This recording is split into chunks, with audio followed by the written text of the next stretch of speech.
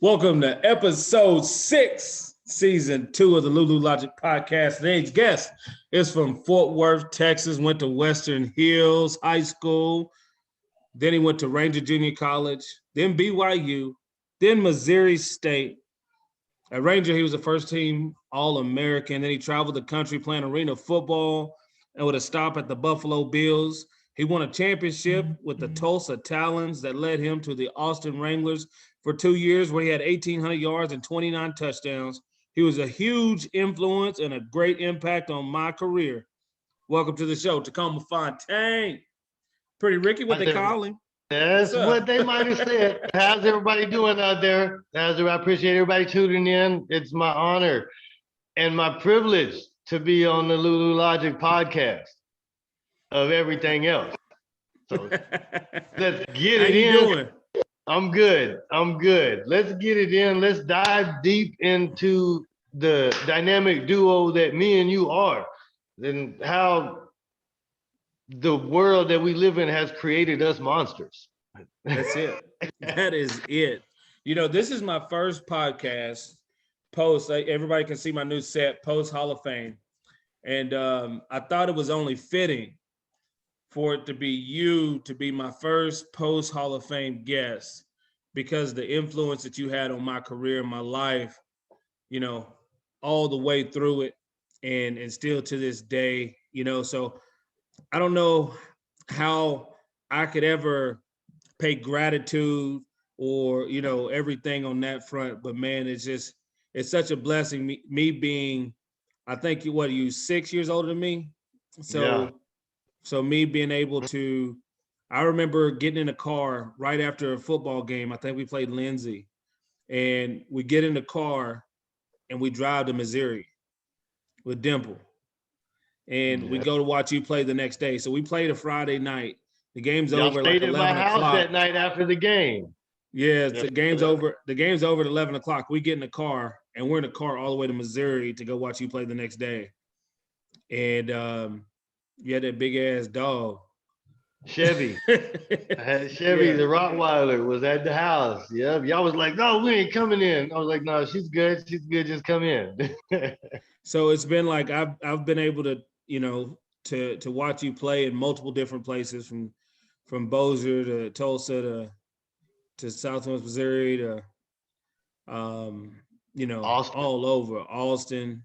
Man, Austin. There was a lot of experiences in Austin. We got to meet a lot of people, and there was a lot of things going on in Austin. We got to meet a lot of people. Priest Holmes, Kid Capri, Bismarcky. For people that don't know, Peterson. Adrian Peterson, if you've never been to Austin, go to Austin. Whether it's during Texas Relays, South by Southwest, or just to go and experience 6th Street. Let's talk about this. So a lot of people right now are moving from Silicon Valley to outside of Austin. They're moving to Westlake. So Joe Rogan, that Lago Vista, Westlake area, there's a lot of Silicon Valley. They're saying we're not paying these taxes no more. And Austin is starting to become this new Silicon Valley hub. And Dave Chappelle was down there for like 2 months doing concerts and barbecue spots. It was when we were down. When we were, you remember the apartments that we stayed in? Yeah. When we were in Princeton, we were across the highway from Willie Nelson, Matthew McConaughey, Sandra Bullock. They were all there. But see, what people don't know is that the film school at the University of Texas and that film community in there, Billy Bob Thornton, a lot of films, a lot of that's why South by Southwest is so big, because it's independent artists, actual music, and it's also video and film independent and all that other stuff. And that's why people want to go there, because you get the Hollywood type atmosphere, you get the hills depending on where you live at, the good food, you get the good food, you don't pay taxes, you get good money, you get college money. But it's still right now Austin is still a college town. It always will be. It always will be. It always will be. And not only because of that, because 45 minutes down the road, you got San Marcos, which is Southwest Texas State. And for back in the day when we were in high school and well, when I was in high school, you were in middle school. Back then, Southwest Texas State was the #1 party school in the nation. We're Yeah, it talking was. Asian, and then they're not, they weren't even Division I at that time. We're talking bigger than Miami, bigger than University of Texas, which was 45 minutes down the road. Whatever big Division I school you think that parties are like, Southwest Texas State back then partied more than any school in the nation. Because you got to think about Yeah. it. Right between Austin and Southwest Texas, you got New Braunfels where you can float the Isn't that river. where they shot Unnecessary Roughness They shot Unnecessary Roughness in or Denton. Necessary Roughness? Oh, they Yeah, shot they it. shot It that was in Denton. Denton. But you know what was shot in Austin? The Ringer with Johnny Knoxville. Yes. It was filmed in Austin at the same place, the same school that we practiced at. The Austin Wranglers had our own practice field set up at the Texas School for the Deaf. We practiced Okay. on their campus, and when we got done practicing, it was crazy because like we'd get done practicing and then we'd leave there, and as we're leaving, the whole film crew's coming up and Knoxville's coming in. But see, that was That's also crazy. the same time that Real World Austin was going on, because that's when I was always out with Roy Lee, with Nehemiah, and the whole crew from Real World Austin. That was Yeah. see, Austin's been big for a long time. It's just you don't really know about it because everybody screams about Hollywood, and there's even a lot of films made in Dallas that Dallas is big on the film industry too. They just Yep. Dude, that's crazy. You know, just thinking about Austin and just being that hot spot. And for the people that don't know, South by Southwest, the first like 5 days is a film festival, and then the next 10 is a music festival. Right. So all the movie stars are there for South by Southwest. I remember when Petway got married and I walk in the lobby of the Four Seasons, that's where he's getting married. And there was Paul Rudd and Billy Bob Thornton and Danny McBride and it just countless other artists or art actors that were there. And it was just like Jason Segel. And it was just so many of the comedian type, and everybody was cool, having a good time, so that's why once the actors experience that, they're like, man, this is like a Hollywood atmosphere, but I'm not paying all this money yeah, to live. taxes in California, man. And I get more land for my money, which means I don't have to see my neighbor, and my neighbor doesn't have to see my house. Man, please. Come on, man. Look, that's the only reason, Nick, that's the only reason why I haven't tried to buy a house in Las Vegas, because it's not worth my money. I can show you a house in Vegas that costs $1.3 million. And guess what? Your neighbor's going to be pretty close to you. I thought Vegas We had a can good go. housing market. It does have a good housing market. It does have a good housing market. You get a good It just house, you don't get no land. you ain't getting no land. You get a good house, you ain't getting no land. But I can go. I show you that same. You want to spend 1.3 million here in Vegas, and show me what Texas, you got acres. Okay, I'll take you to Texas. You remember my house in Louisville? You Yep. can go 5 minutes from my house. 1.3 million. You know what? You're not going to see your neighbor. Your neighbor's not going to see you. The people driving down your street, they're not going to see your house, because your house is acres off of the land, acres back away from it, and you still got more acres behind that. That's going to give you 1.3. Yeah. Your house is going to be just as big. Your house is going to be just as big as bigger. You're going to get better amenities. I never thought about that. I never thought about that. Acres. I never thought about the land aspect. I just knew the houses were like very comparable, but you make a lot of sense there that the land factor. Because in Texas, you spend $1 million, you got acres. You're not going to see your neighbor. You're not unless going to you see your neighbor. Unless you're in Jerry Jones' neighborhood up there by SMU. Then, Jerry Jones and all that, you're not going to see your neighbor. Yeah, that's so true. That's so true. So when that's a whole different. That's why. And you. Oh, go ahead.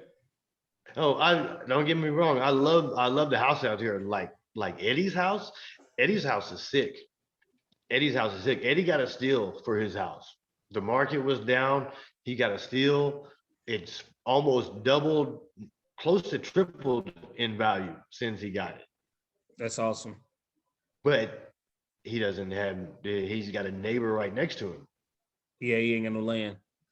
you know, and there's in the same subdivision where that house is, there's another house just like it, 2 or 3 or 4. And if I'm Yeah. even if I'm buying a $1.3 million house out here that's in a certain thing, you know what? There might be a house that looks just like it somewhere in that same subdivision. But you know what? If I spend 1.3 million in Texas, you know what that house is gonna look like? My house. Yeah. It ain't gonna look like somebody else's house. It's gonna look like my house. And you know who's gonna see it? The only people that I want to see it, because my neighbors aren't gonna see it. You got to drive a good ways through some trees just to even see my house. So You make a great point on that. Vegas. I see Dana White just announced Conor McGregor, Poirier back in Vegas this summer in July with a crowd. Is Vegas opening back up, and when?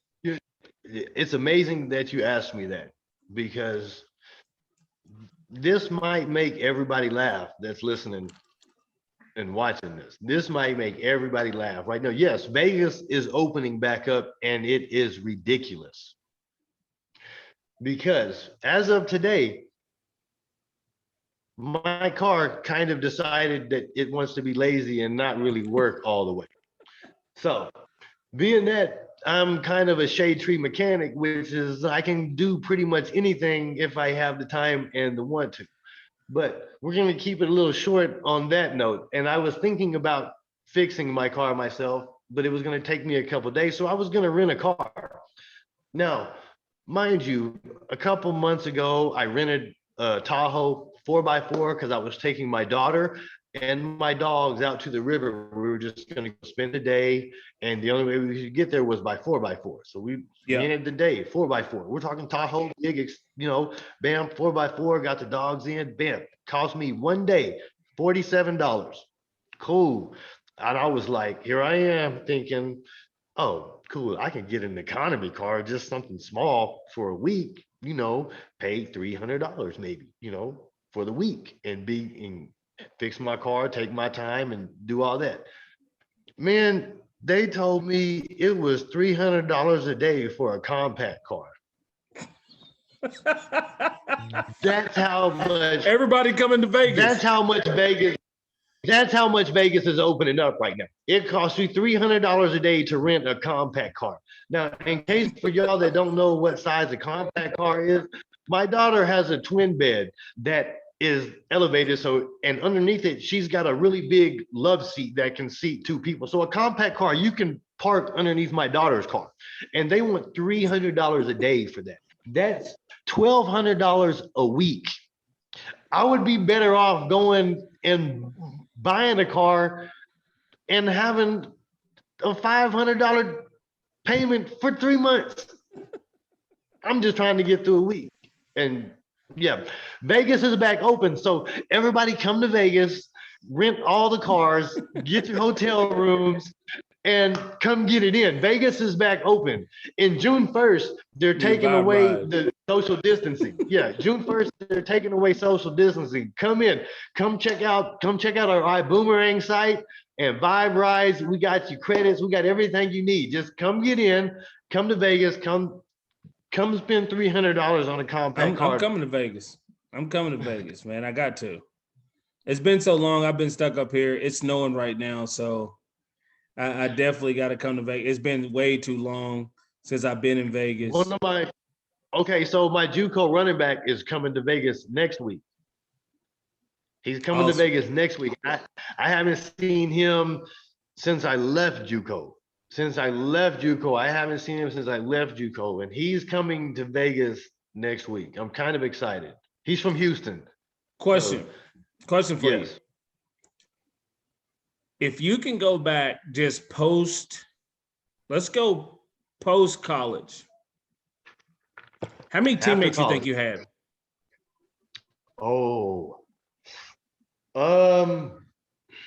let's see. Post college only. Just post college, just a roundabout Post- figure. You don't, just try to think about how many years you played, in those 7-8 years. How many teammates you think you had?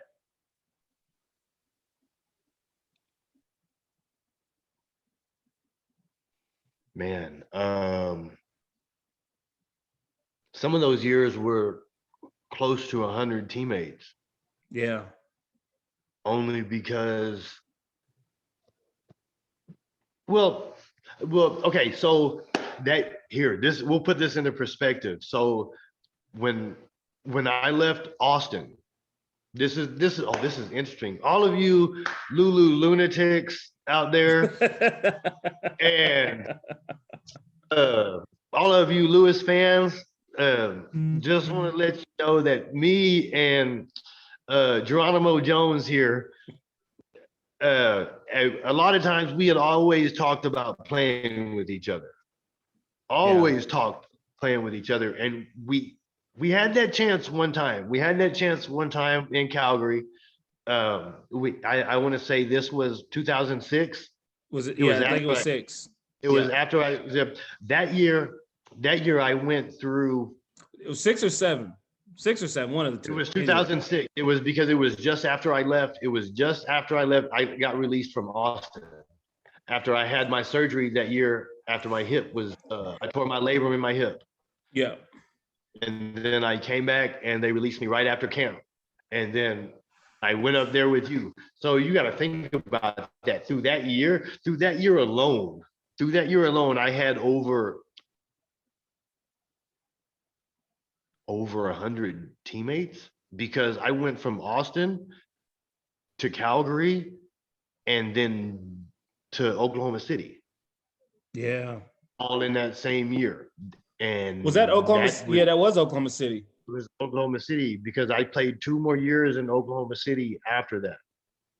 And then because the first year in Oklahoma City, I wound up tearing my MCL.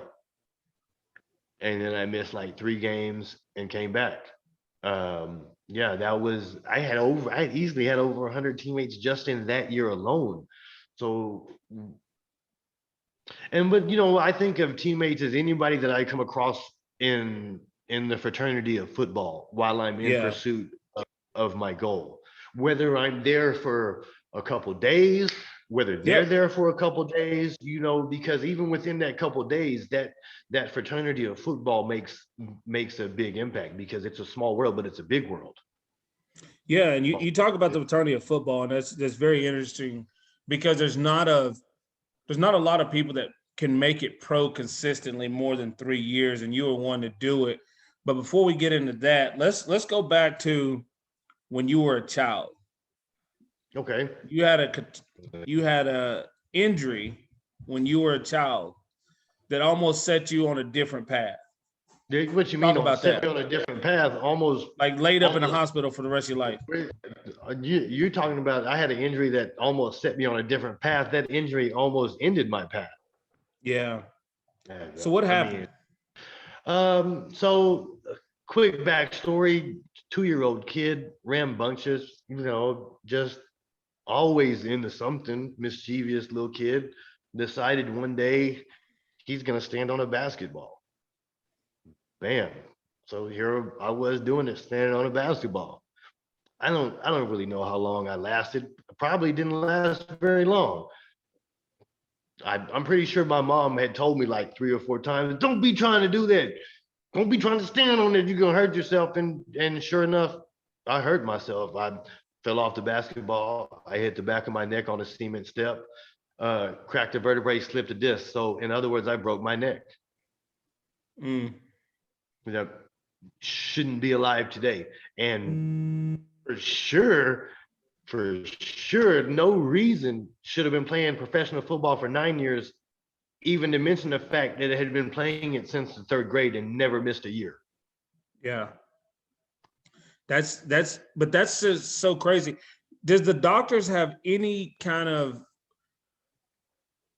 or does your parents have any kind of recollection of how you healed from that and were able to still Like how you were in a bed for what, 6 months, 8 months? I was in the bed for 6 months. I have a bed sore on the back of my head, a bald spot in the triangle because I was strapped down, my chin on my forehead, and I've had maybe an inch and a half wiggle room to either side. And for 6 months I was that, and then after that I wore a halo, which I had slots drilled in my head. I have 2 dents in my head right now with scars. I had to wear the big shoulder piece and it was drilled into my head. I had to wear that for a couple months. Having Delvin Bro on and hearing his story of how he broke his neck in a high school football game and came off the field, thought he could go back in the game, but he had a broken neck. And then, luckily he didn't, because it would have ended his life. At 2 years old, to go through that type of traumatic injury and then to be fearless, to step back did the doctors ever think that you wouldn't play or that you shouldn't play? Or did your mom's real protective now? Did she ever say you're not playing football? No, mom's never said I'm not playing anything. Mom's never said I'm not playing anything. Mom's always supported whatever I wanted to do. But at 2 years old, what do you know about life and death at 2 years old? But I'm just saying, as you grow, because obviously it's going to affect you at 3, 4, 5. Like you don't just get over something like that, especially when you're just now growing. It's not like you're grown and you break a bone and then it doesn't. That's what, and to be honest, that's what saved me, because I was still growing. I was young. If I had been 20 something years old and that happened, I'm done. It's lights out. There's no more. But at 2 years old, I've got more of a chance than I do at 20 something, because I'm still growing. My body's still growing. Everything's still getting bigger. So something like that doesn't really affect that much, because as you know, when you're younger and you get injured, you come back a lot faster because your body's still growing and all of that. But when you get older and something happens, it takes a little longer for stuff to get down. So if I had been 20 years old and that happened, might not be walking. No. Yeah. But what do you know at 2 years old? All you know is you wake up and want to play. You don't care what you can move, what you can't move. You want to play. And it, when I look back on it. Do you have any recollection of that time? Only the scrapbook and all the pictures that my grandmother took. And my grandmother, my mom put together. All my EKGs, my monitoring, my pictures, all my wristbands, all that stuff with Super Grover on the cover. If you don't know who Super Grover is, listen now. And you know what? With the new Amazon, I think it's Amazon delivery commercial with she was dropping off the toilet paper because Super Grover was coming in hot. That's your boy. Coming in hot, Super Grover, all day. That's your boy. That's what I grew up on. I had Super Grover sheets. I had Super Grover curtains. Yes, Super Grover coming in hot, kid. That's, but since then, like Marvin the Martian is your favorite. Yeah, it's been because I can't get Super Grover all the time. He only shows up every now and then. So that's like. I can't tell you, you know what? All I can tell you is, you've never seen me and Batman in the same room together. That's all I'm saying. I once said that in the mental ward of a hospital with a serious face. We were there. That's another Montreal story I shouldn't tell, but yeah. And they were just kind of looking at me crazy. Speaking of that, since you're talking about a mental hospital, I saw this bit. This might be a little, we'll get back to the subject in a minute, but you got to check this out. Google this. Why you should always pay attention in a mental hospital. I watched a video the other day. This cat is minding his own business, sitting in a chair, looking at his phone, right? And the caption says, why you should always be aware at a mental hospital. and the phone comes up and it shows the guy in the chair checking his phone, and then it pans like this way, and it shows this guy he's a patient there, goes through about 2 layers of chairs, walks right behind him, and I mean, when I say he reaches up to like, and felt like he was about to exorcise the demons and came across the back of his head, Payow. And the only thing old boy did when after he hit him in the head, he turned around and looked at the camera and he had the biggest smile on his face. And all old boy could do was look like this and had his phone and was looking back, and he was like, hey, just like my old football coach always said, if you're playing special teams and you're on kickoff or punt or kick return or whatever, keep your head on a swivel. That's it. Always Somebody's coming for your head. You always be aware. Always be aware. That's too.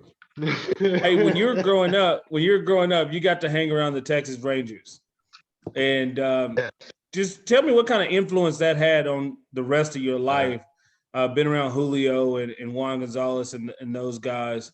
And how much did that impact your life growing up and make you believe that you could go do what you did and accomplish? Sub 8,000%, 1,000,000%, because I had good and bad experiences with that. My dad sold used cars in Arlington, and he worked for a Highly Mazda, which was a Mazda place right down the street from Arlington Stadium, where the Texas Rangers played. And he comes home one day and he's like, hey, this guy came in my shop today and he was like, yeah, I'm looking to buy this RX-7. And for those of you that don't know, this was 89. 80s, yeah. 89, 91, because 92, I was a freshman in high school. So we're talking 6th grade, so maybe 88, 87. The RX-7s was like, of the Mazda world, the RX-7s was that. And this guy comes into my dad's place and he's like, hey, yeah, I'm such and such for the Texas Rangers, and I buy RX-7s and we're trying to send them over here and fix them and such and such. And my dad comes home and my dad's laughing at the guy and he's like, yeah, okay, whatever, such and such, such and such. And my dad comes home and he was like, he asked me, because I'm a baseball card collector. At that point in time, I collect baseball cards, football cards, basketball cards, because I'm a big collector. I'm, average boy, 6, Right. 7,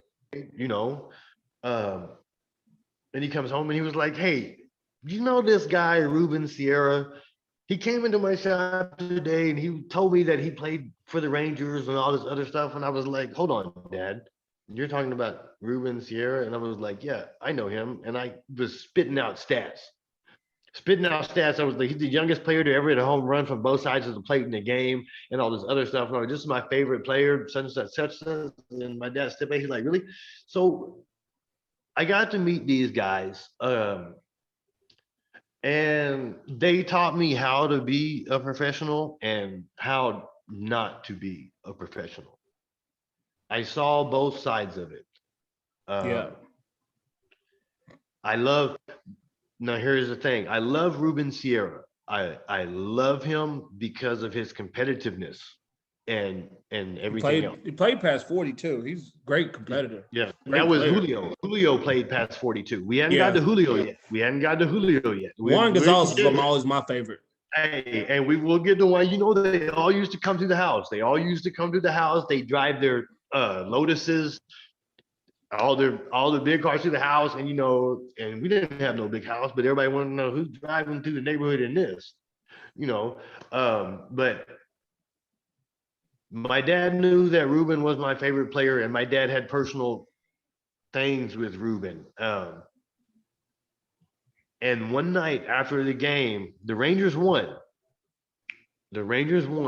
And Ruben had a bad night. He had a bad night.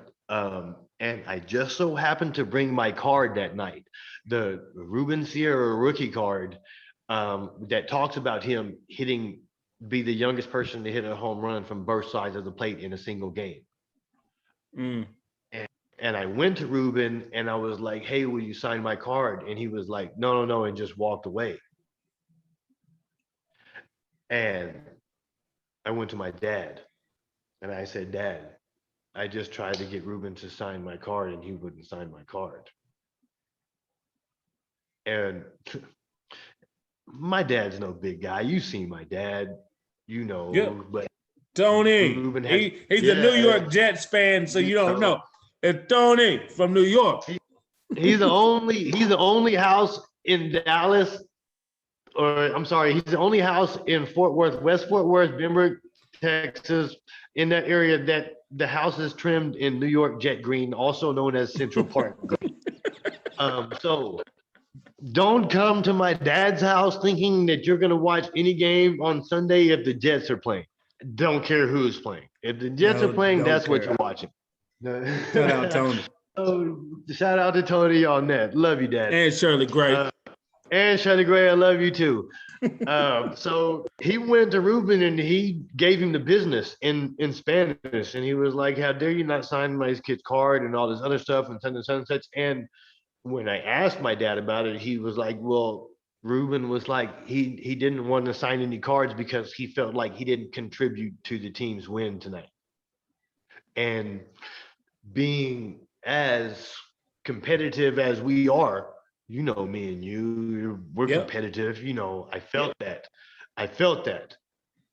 I felt that. I felt that. But then as I got started playing professional and started playing arena, we got to stay out with the fans after the game.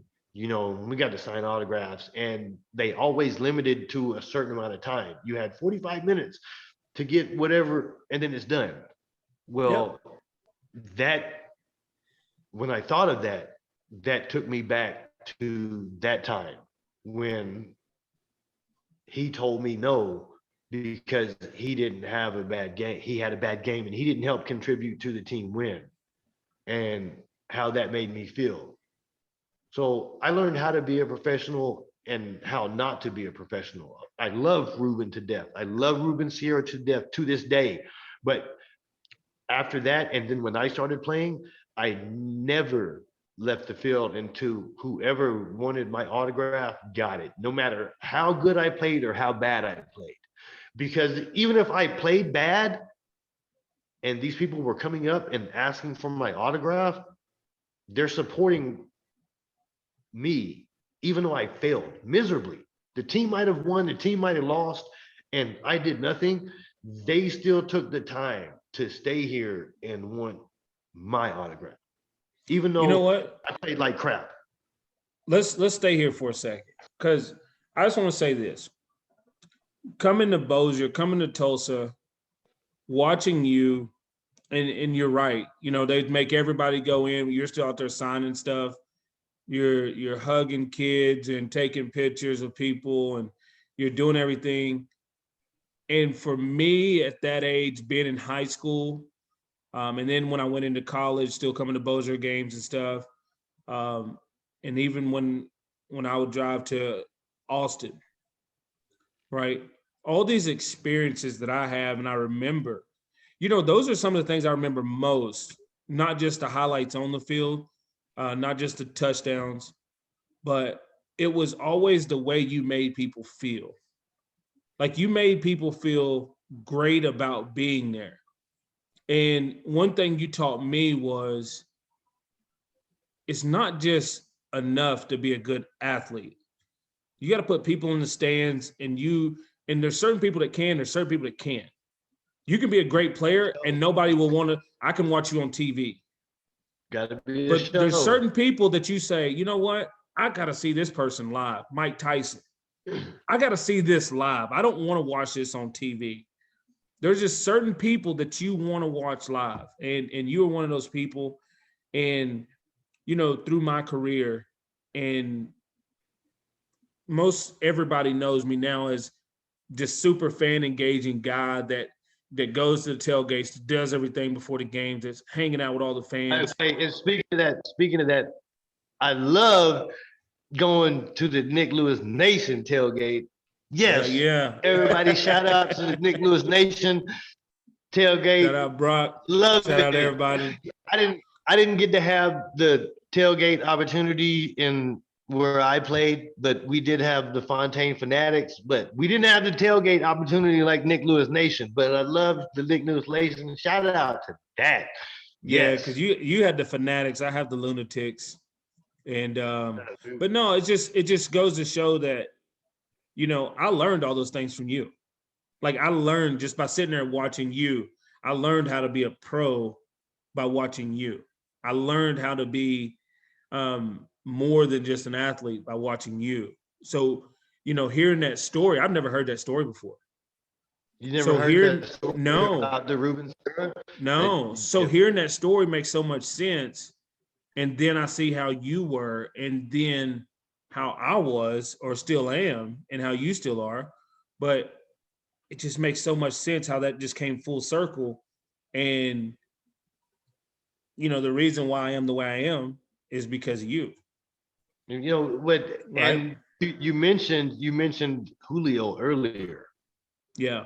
Julio Franco, who is the person to be the oldest person to play in an MLB game. We're talking 40-something years old playing.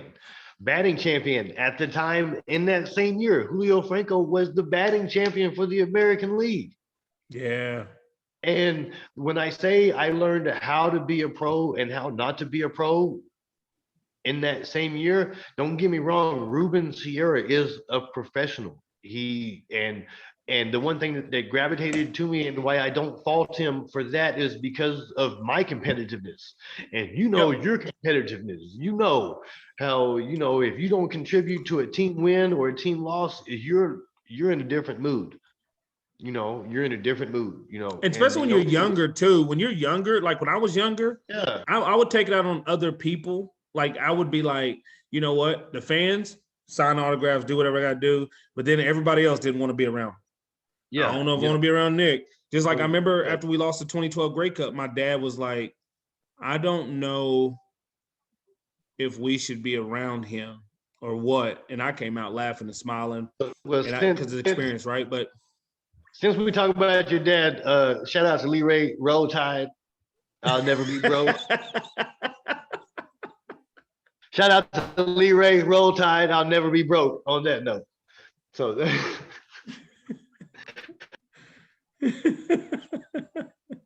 just pick the right one, Lee Ray. Pick the right one, Lee Ray. Shout out to Lee Ray. Pick the right one.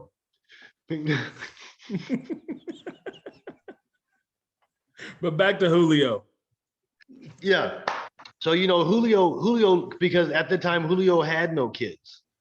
He had no kids. Julio looked at me like I was his kid. So here I am, a freshman in high school, and I'm coming out and I've got a $300 glove that they use in Major League Baseball that he gets for free, that he just gives me. And I'm out there on the baseball field, and I don't even play infield. I'm just taking grounders with it, bam, bam, bam, because he's seen my glove, because I'm coming out of Little League, and I play shortstop and second base in Little League, and I got this big glove.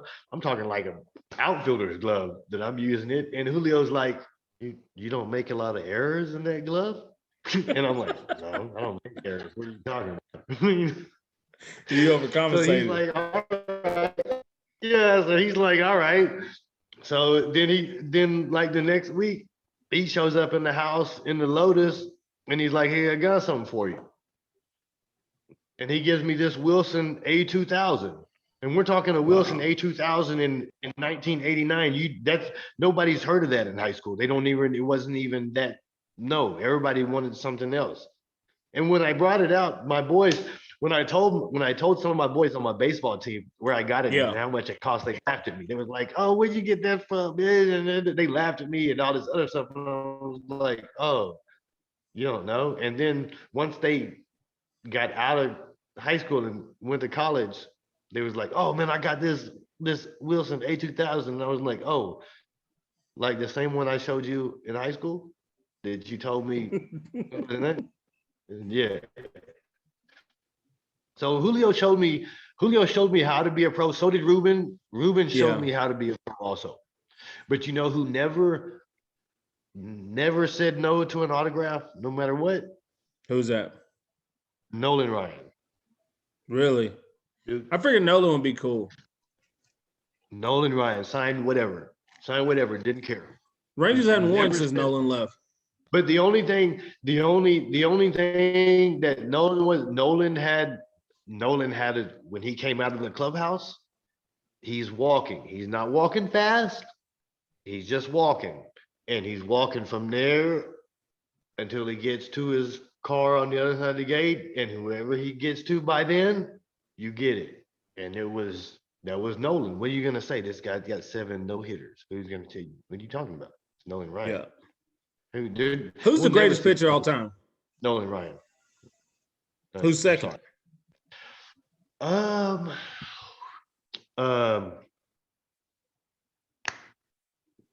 I don't even know why it's taking me so long to say his name. What team? The Yankees. Mariano Rivera. Mariano Rivera? Yeah. Mariano Rivera. Decada. I gave him Decada. That's what he said, Decada. Period. Hands down. No questions asked. No questions asked. You got Nolan. Look, there's nobody else that's going to have as many strikeouts as Nolan. There's nobody else that's going to be throwing 100-mile-an-hour fastballs at 40-something. Yeah.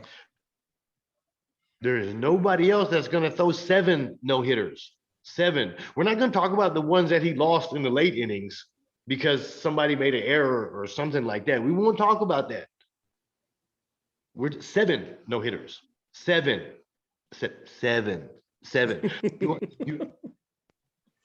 You doing how? Are you still a big baseball fan? You still watch baseball? Yes, 7. Who's the best pitcher today? You know, there's a kid on the rise.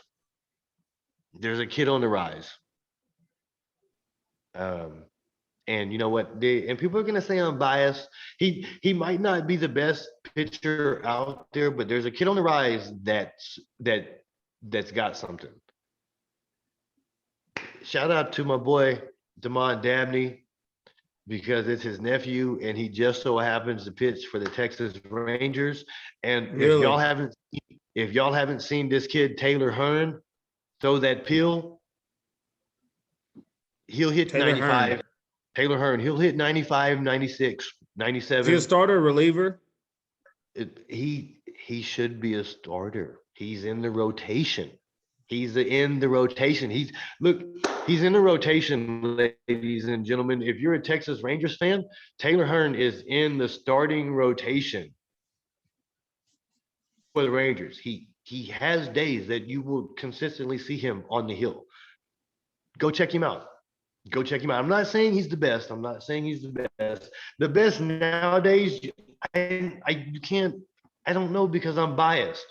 Because, you know. At least you can recognize your biasness, though. In our era, pitchers threw complete games. How many pitchers today throw complete games? Well, it's all analytics and everything. Now it's like, who's the one pitcher that never pitched, that was who played in championship last year, but he never pitched past 7 innings, and they take him out and they end up losing the game?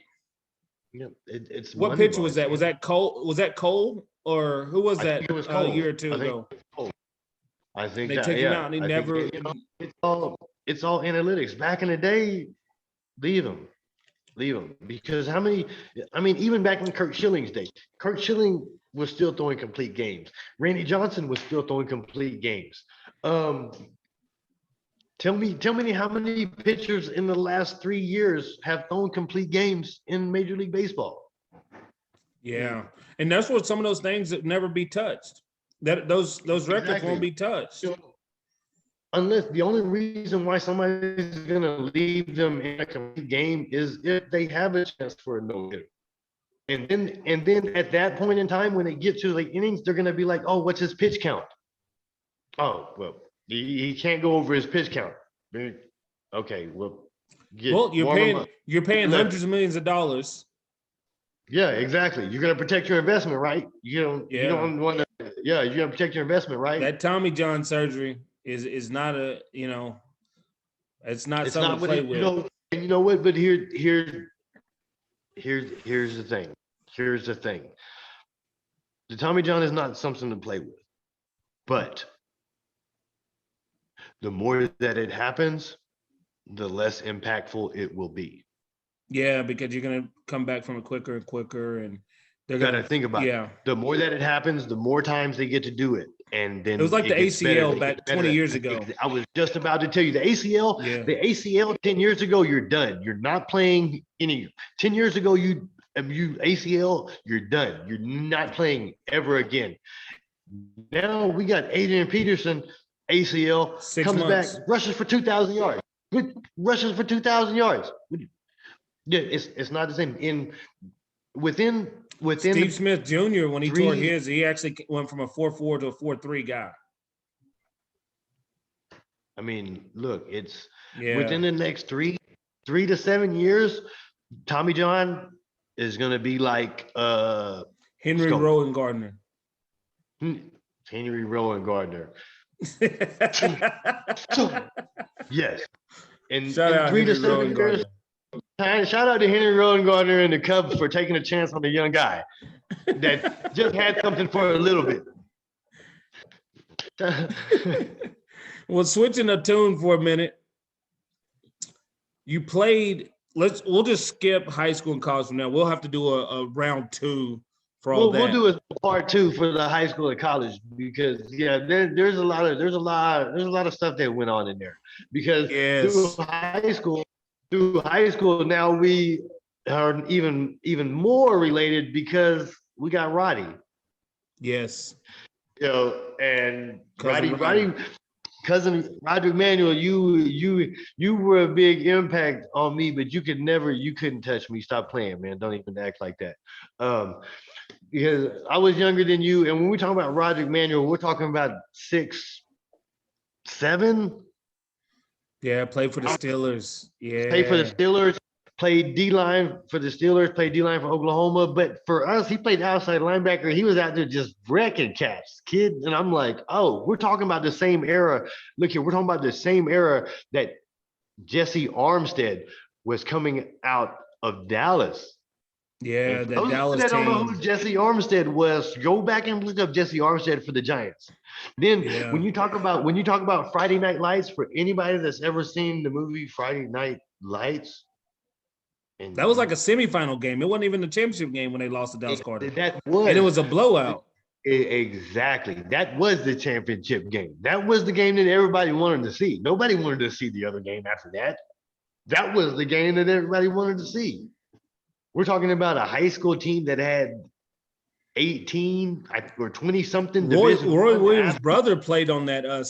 Roy Williams, the receiver, his brother played on the Odessa team, Odessa Permian team. That high school team was ridiculous. And we're was not that talking 12 D1 guys in the 90s? I think it was more than 12 just that year. I think it was more than 12. Yeah, just that year. It was more than 12 just that year. We're talking Dallas Carter. Have you seen the movie? Yes. Have you seen the movie where about all of them going to jail from robbing people? They play games and they robbing everybody. Yes.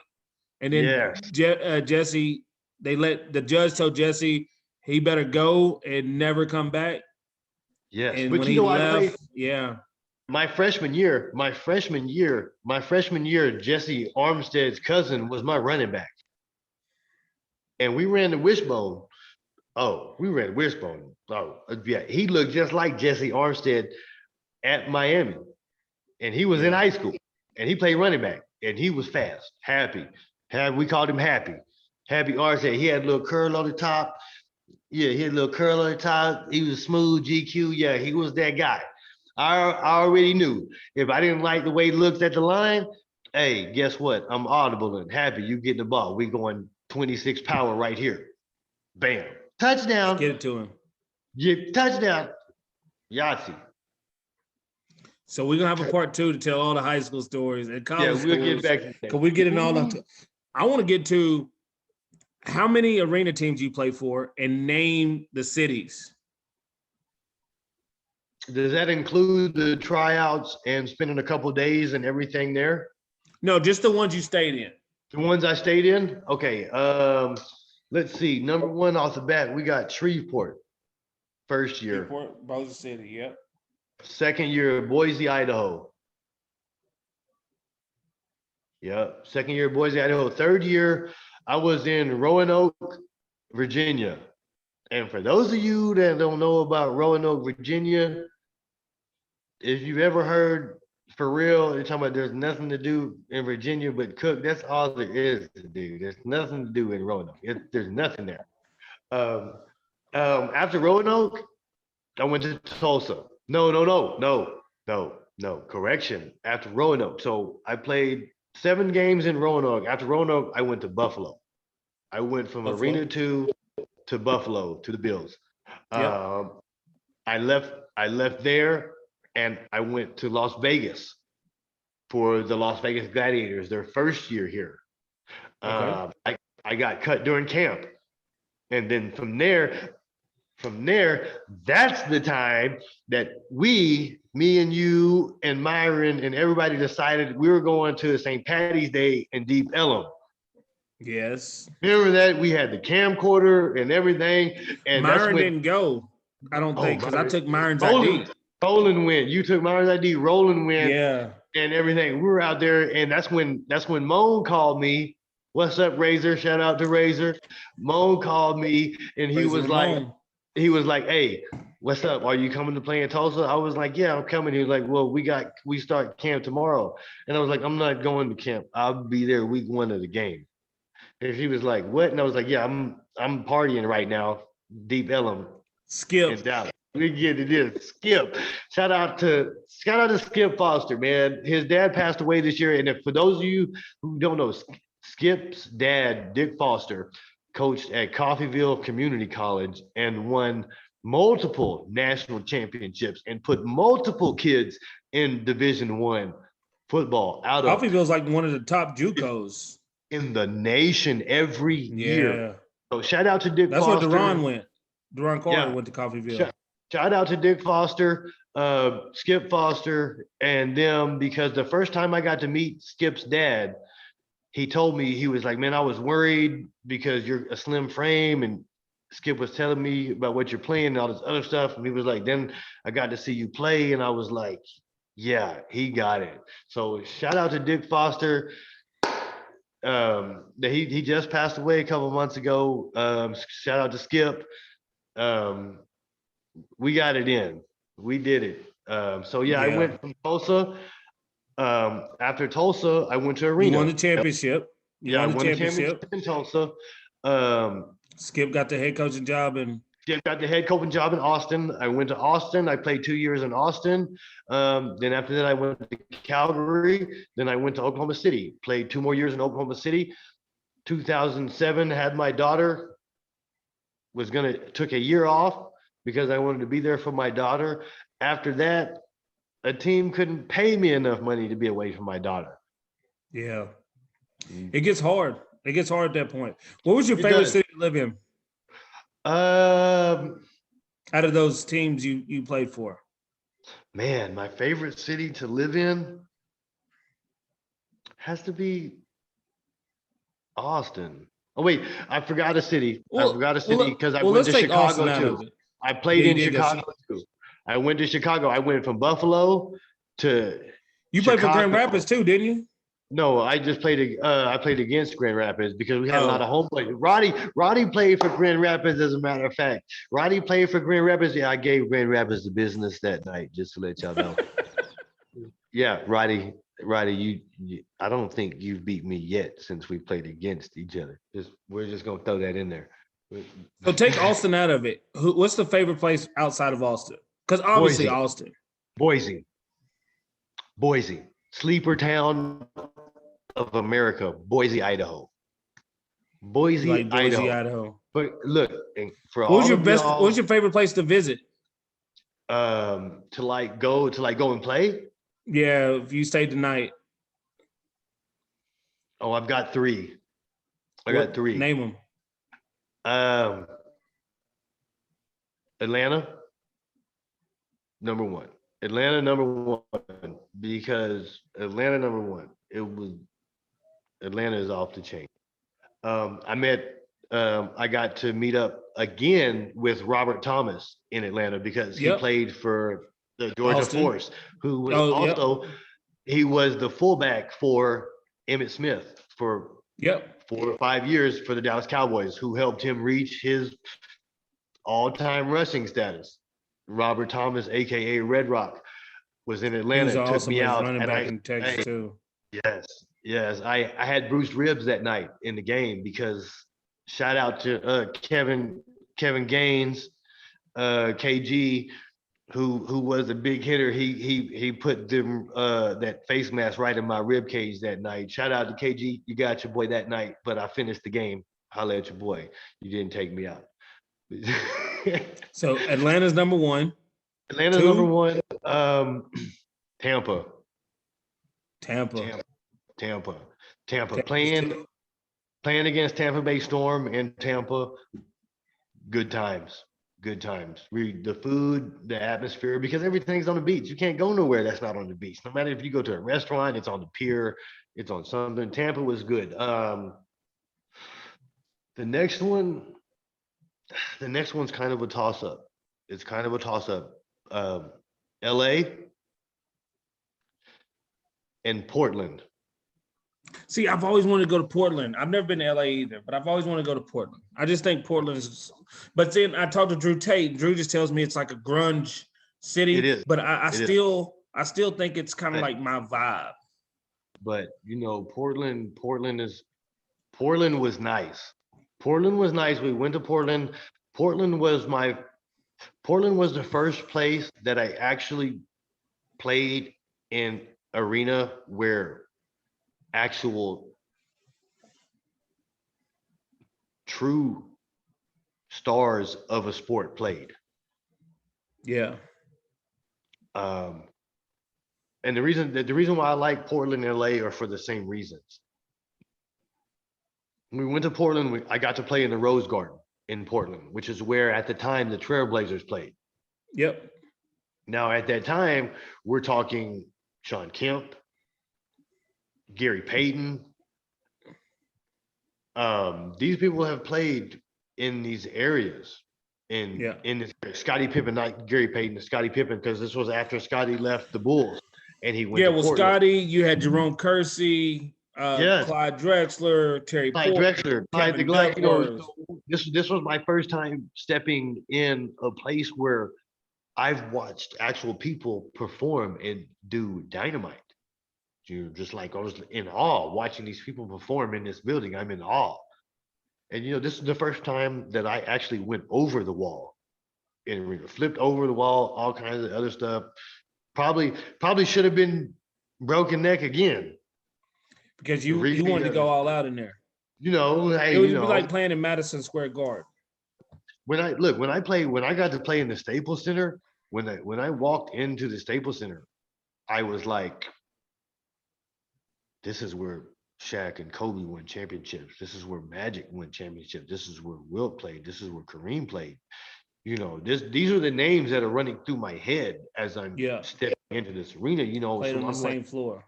on the same. I'm in the same space where greatness has happened.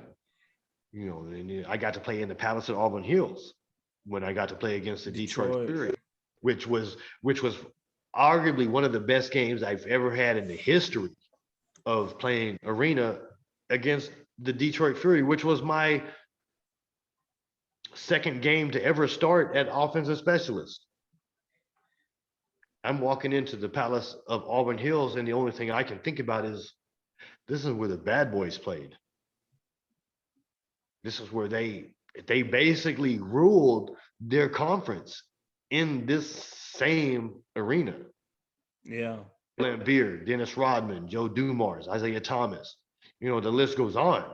Vinny, Yeah, Icebox, Johnson, these guys didn't take nothing from nobody. Marco So you Guard.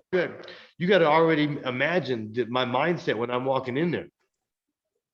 Oh, I'm sorry, it wasn't Vinny the Icebox, Vinny the Microwave. My bad. Vinny's microwave, but I got an that Icebox. already He ain't cold. He heating up. he As soon as he heating step up, on the court, he heating up. he heating up. As soon as I walk in the arena, I'm hot. I'm ready. So that sets my mindset for when I went to play in the Staples Center, the Mamba mentality. That's and when I went to Detroit, that was a whole different story because we were getting killed after the first 4 drives.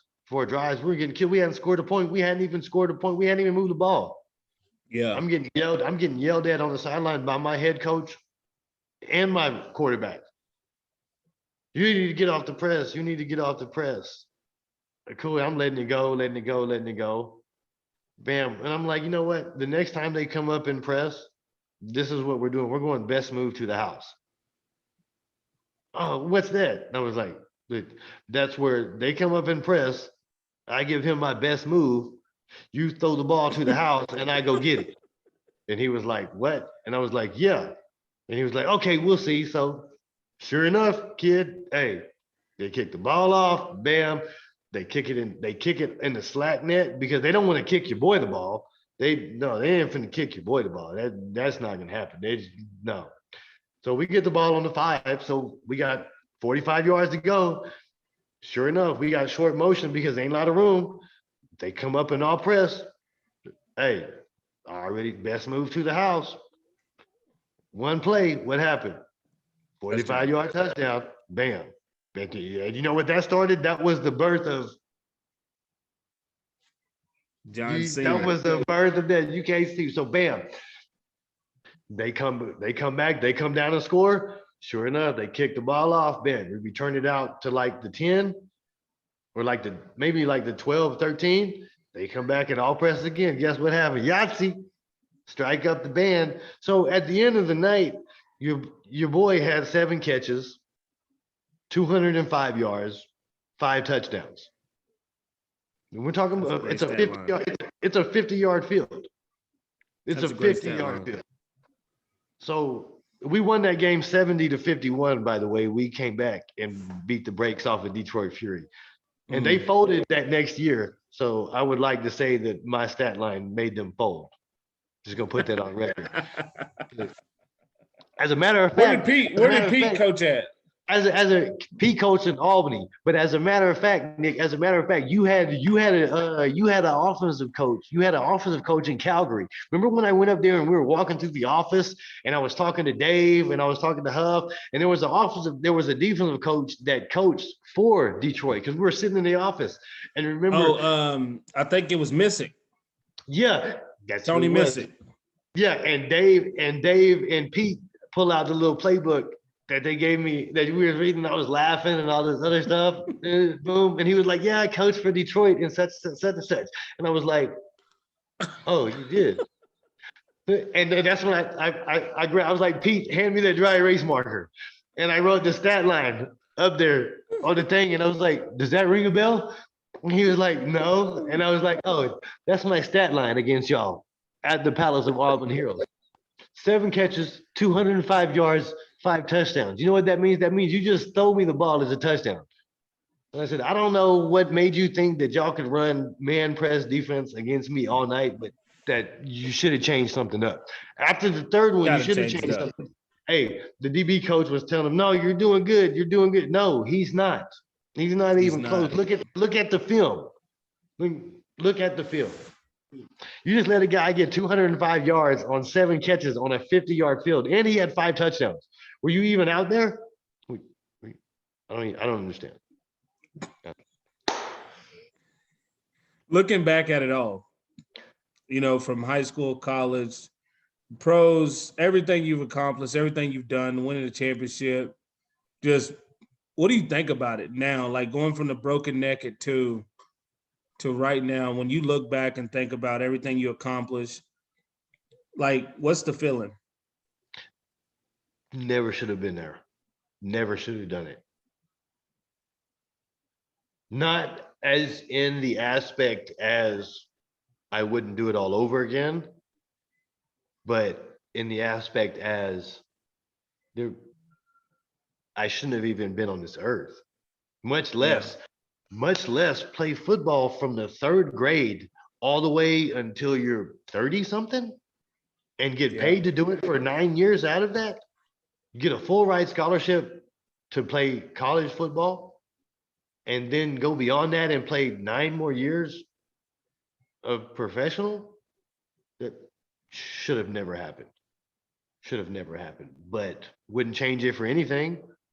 Wouldn't change it for anything. And Are you a lot happy of with my, it? yes, wouldn't change it. I'm happy with it because a lot of my high school teammates don't know this. Now, when I was in high school, my junior and senior year combined, we won 2 games. You learn more from a loss than you ever will from a win.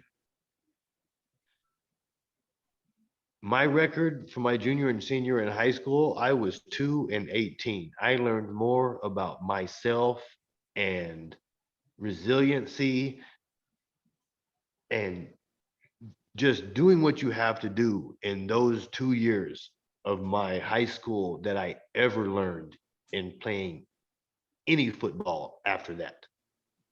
Because My it's mom was hard. It's hard to always, show up and lose.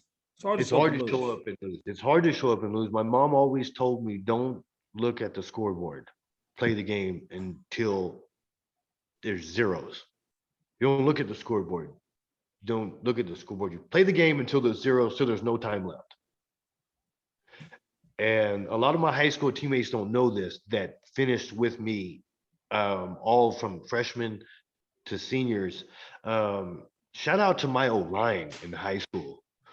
Uh, Man, Michael Pate, Charles Jones, Steve Miller, and whoever else I missed. But you three guys were, you guys were the reason why I kept playing after,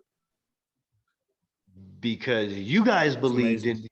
you guys believed in me just as much as my mom and everything else. And no matter what I said to you guys on the field, yelling at y'all, whatever, you guys showed up for me day in and day out. And you guys put it, Dean Grant, you're another one. I can't forget about you and your dad because you guys have been there for a long time since Pee Wee football. Dean Grant, you and your dad have been there for a long time. You guys battled with me, and no matter what I said or did to you, you guys showed up day in and day out, and you believed in me. And so every snap from college to professional and everything, a lot of that was for you guys because I know exactly what you're talking about. you know exactly what I'm You saying because carry other people these because you guys you, looked you at carry me these people that you these see guys them looked at grind, you see them they work. looked for me. They looked at me for 4 years to lead them. And you know, back in that time, there was a movie that came out called The Program. Yeah, There's a movie that came out called The Program, and their quarterback's name was Joe Kane. Joe And Kane. there was a certain scene in the movie that got deleted back in the day because they were laying in the middle of the street while cars were passing by on the lane. And they deleted it because some kids tried that and got hit by cars and they wouldn't show it anymore. So back in the day when I was in high school, these guys used to call me Joe Kane Fontaine, are you going to lead us to the promised land? Mm. And that's what they said in the movie. And Joe Kane's response was, I'm going to lead. Are you going to follow? And you know what? Damn sure these guys followed me. No matter where we went, no matter what I asked, no matter what the thing was, they followed me for a very long time. And I went back from these guys, we're talking, played with and against them from middle school through high school. And these guys, Michael Pate wrote me a letter back in the day, and he was like, "Hey, I want to let you know." Shout out to Michael Pate, his wife, January Sanford Pate, and his kids down in Waco. They're doing big things with D1 Waco for training and everything. So if you're in Waco and you get that work, holler at Michael Pate and his facility and that stuff, 100%. and they'll get you. They'll help you out. He wrote me a letter years ago and told me that I was the greatest player that he ever had the privilege to play with, which threw me back, which set me back because I know the people that he's played with. This is a guy that was an old lineman for Dominique Rhodes at Midwestern State University, who Dominique Rhodes later became a Super Bowl champion for the Indianapolis Colts. Yeah, played with the Montreal Alouettes after the And Colts. he's sitting here telling me that I was the greatest player that he's ever had the privilege to play with. Little does he know that I was playing all those years and stuff and everything for him, for Michael Payton, for Charles Jones, for Dean Grant, for Stephen Miller, for Chris Kiefer, for everybody that was on my team in high school that did that believed in me, that always, even the older guys, the JP McFarlands, the Curtis Mickey, who were beasts when I was a sophomore, and I got to win district as a sophomore in District 7-5A, which was one of the toughest districts in North Texas. We went to Sprague Field and we battled Dallas Kimball in a scrimmage and got into an all-out brawl. These guys that helped shape me who I am, I played everything from then on out for these guys. And then to come and find out that I wound up playing against people like Roddy that I went to school with. And then come to find out now he's my cousin and all this other stuff. You remember Kelsey and Malin. Yeah. Those were my running backs back in the day. And me training Malin's son. Yeah. Isaiah, who's now a bodybuilder. Yeah, and shout out to my boy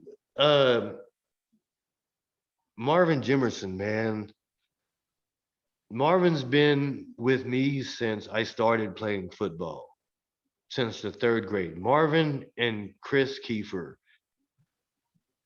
Marvin's been with me since the 3rd grade. Since the 3rd grade, I've either played with Marvin or against Marvin all the way up until my sophomore year in junior college.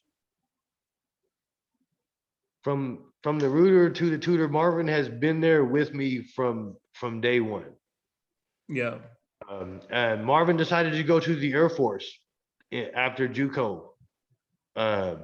Many years in the Air Force, retired. He was a drill sergeant. So Marvin put in his work. Shout out to Marvin. I'm glad you're still with us, my man, because Marvin was in Afghanistan when everything jumped off. So I'm glad you're still with us. Marvin is now a pro bodybuilder and he's getting it in. So awesome.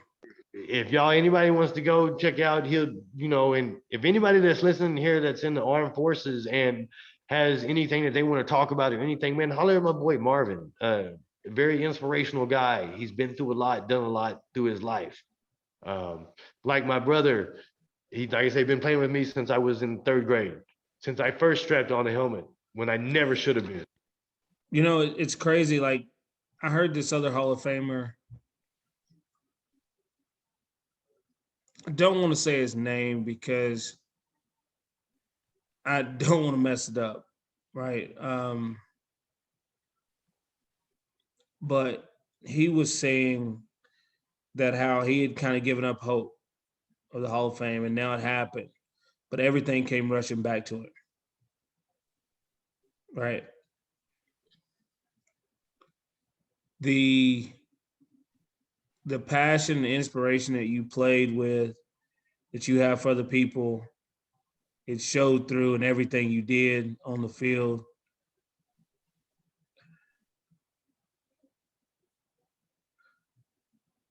I appreciate it. I mean, for me, it wasn't never about me, because I was getting to play a kid's game. I get to go out here and play a kid's game. But it was so much more. It was so much more impactful for me. Well, you know what I told you years ago, man. I told you years ago, when you won your first Grey Cup, I left you that message in the morning. That morning of the first Grey Cup. You know what the funny thing about that? You know what the funny thing about that Grey Cup is? You left me a message. Great message. And then I still had it on my phone. I never erased off my phone. And that story tonight. But Cope gets a call from Peyton Manning. Hey, we'll get to that, Cope. Hey, because Peyton calls Cope and says, "Hey, you got a Grey Cup today, huh?" He goes, "Good luck and they talked for like 15, 20 minutes. And because Coach calls him Archie. Yeah. And so then I'm like, who is he talking to over here? He gets on the phone like, oh, who was that? He goes, oh, that was Peyton. Like it wasn't nothing, but when you play 3 years together. Yeah, when you play 3 years together, when you're that guy for him, and that's the same thing that because Marcus Nash lives out here. Yep. And that was Peyton's other guy. Yep. So it's a small circle. It's something that we never know who we affect. From Cedric Thornton when I was there at Southern Arc, and when I met Cedric for the first time after he was drafted by the Eagles in the second round and playing for the Cowboys, and at the spring game I went to watch AJ play, and he told me, he says, you know what, I looked at your picture every day. He goes, it was you that gave me the belief that I could do what I do now.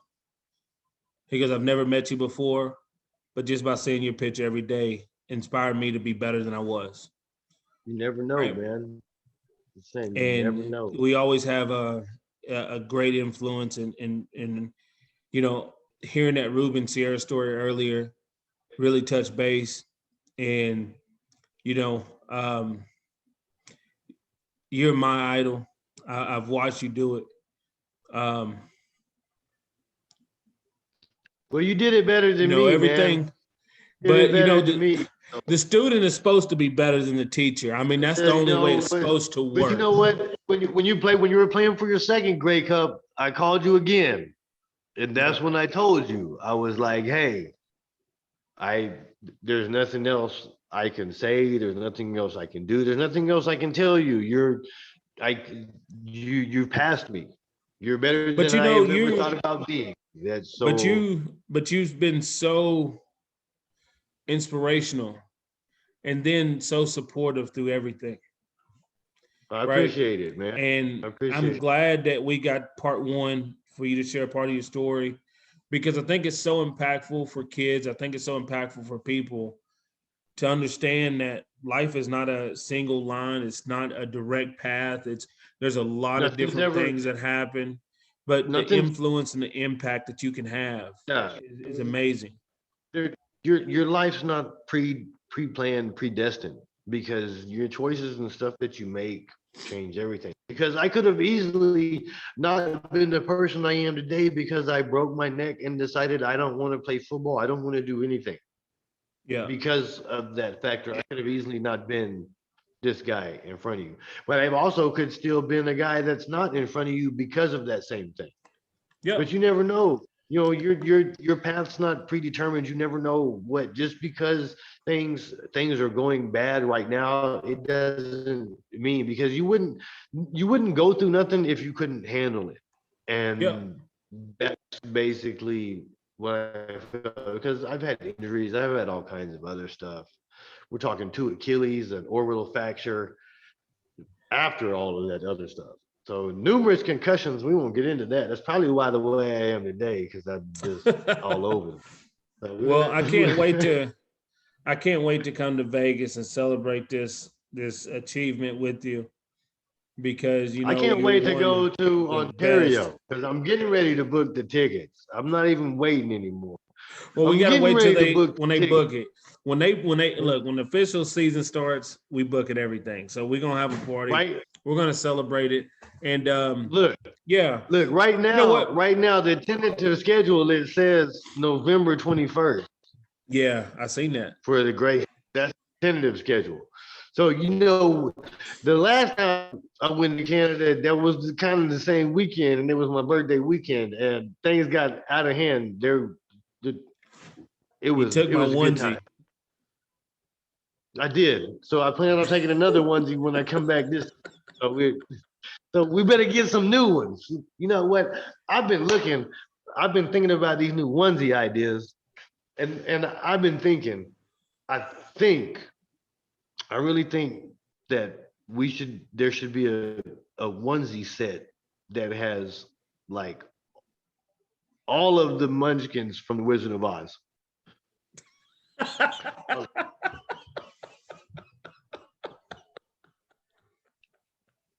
Did I wait, was that right? Did I use the right thing? Because look, I got into this conversation the other day and I was told I was politically incorrect because you know what, and this is partly your fault. This is partly your fault. And look, for all That was y'all my that don't fault. know, I got to go because I'm about to tell a story right now. All of y'all that don't know, I got to go to Montreal and I got to watch Nick play in Montreal. Loved Montreal, loved the city, great people, loved everything about it. So now I'm in Montreal for like, I've already been there like 3, 4 days and it's been a great time already. So there's like one day left. And then I find out now, I'm not trying to offend anybody, but there you can rent midgets in Montreal. Little people, midgets, little people. Little people. But they But it's call they called call they call midget. they call midget it rent a football. I midget. don't It's know. called rent a midget. That's the website. It's Yeah, called rent a midget. Now, I'm not saying that they're midgets. I'm just saying the website is called rent a midget. So, and then I was like, I'm so upset with you right now because we could have done this. And the amount of things that we could have done, we could have put him in a black tie suit, put him on a big size horse, and all of us could have been on Shetland ponies and gave him a 10-gallon cowboy hat, and we could have had little cowboys hat, and we could have rode through downtown Montreal and been like his security detail. Nobody would have known what was going on. We would have been the talk of Montreal for a whole day. I I'm guess just that's what we're saying. doing for the Grey Cup. Ontario, I hope y'all are ready.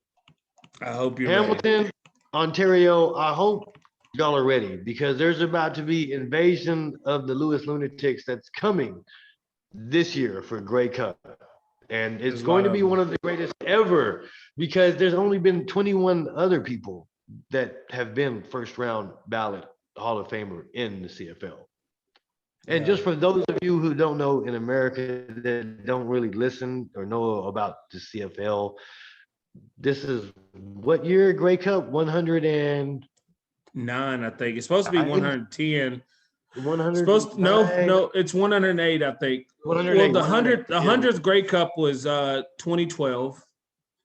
So, yeah, do the math. So I don't know. So here's 29, how many Super Bowls do we have? 78, I think, something like that. Okay. So let's not sleep on what's going on north of the border because they've been playing football for a very long time, longer than the NFL, partly due to they combined rugby and that, but still it doesn't take away from the 100%. fact that they've been playing it longer than the NFL has. Yeah. So, and let's not forget about some of the great players that have decided to go to the CFL instead of going to the NFL because Rocket Ishmael decided that I'm going to go play in the CFL. Made more money. Yeah, exactly. So let's Made not more sleep. money. Warren Don't Moon. don't think that Joe there's not bad. Theismann. Warren, we won't even get into that. Doug Joe Flutie. Theismann. Doug Flutie. Jeff Garcia, who I talked to the other day. Warren Moon Jeff went texted me today. It was great.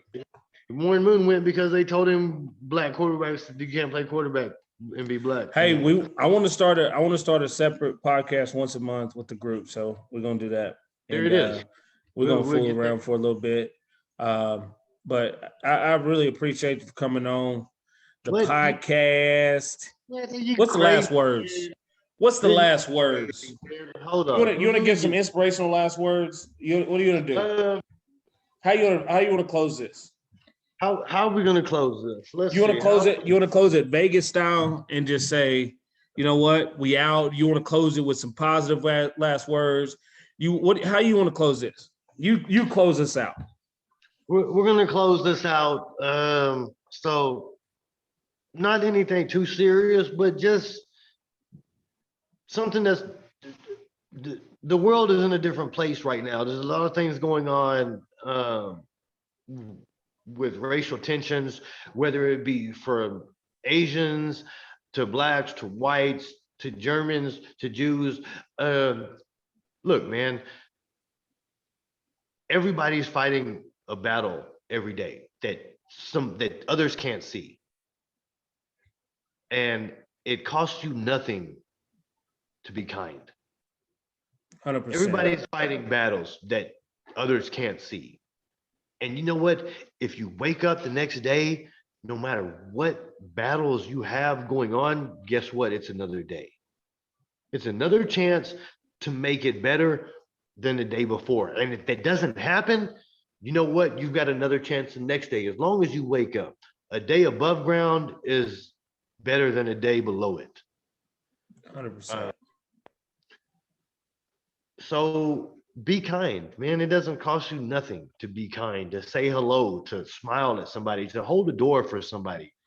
Because you know what? You hold a door for one person, the next time they go to a door, if that opportunity arises, they might hold the door for somebody else. And it trickles down, trickles down, trickles down, trickles down, trickles down. It's one race, man, the human race. So That's it. let's get it.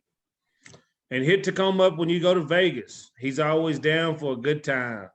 Hit me up when you come to Vegas, man. I'll show you around. We got some big announcements coming out with AO Sports.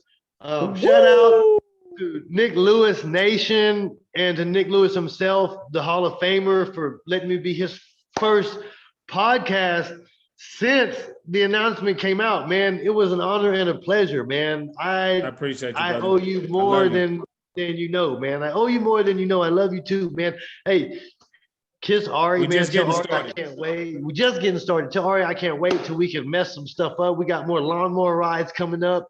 It's about to go down. AO8 coming soon. AO8 coming soon. Look out. Holler at your boy, man.